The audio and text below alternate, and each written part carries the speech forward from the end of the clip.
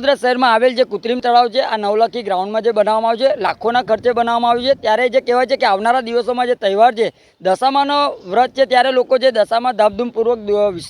બેસાડતા હોય છે અને ત્યારબાદ જે વિસર્જન કરવામાં આવે છે, ત્યારે ખાસ કરીને નવલખી કમ્પાઉન્ડની અંદર જ્યારે આટલું મોટું કૃત્રિમ તળાવ બનાવ્યું હોય લાખોના ખર્ચે, પરંતુ અહીંયા આગળ દશામાની પ્રતિમાનું વિસર્જન કરવા નથી દેતા. એટલે ખાસ કરીને આપણા મીડિયાના માધ્યમથી વડોદરા શહેરના મ્યુનિસિપલ કમિશનર સાહેબ, મેયર સાહેબ, ચેરમેન સાહેબને અપીલ છે કે અહીંયા ગાડી પણ દશામાનું જે પ્રતિમાઓ છે વિસર્જન કરવામાં આવે તેવી કોઈક કામગીરી કરવી જોઈએ. સાથે સાથે વડોદરા શહેરની અંદર અલગ અલગ વિસ્તારોમાં કૃત્રિમ તળાવ બનાવ્યા છે, ત્યાં પણ તમે જોશો કે જે દુર્દશા એમની એટલી ખરાબ છે કે ત્યાં આગળ કચરાના ઢગલે ઢગલા છે, સાથે ગંદકીનું ભરમાર છે. અને હાલમાં જે કહેવાય છે કે ચોમાસાની ઋતુ હોય ત્યારે ખાસ કરીને તળાવને વહેલામાં વહેલી તકે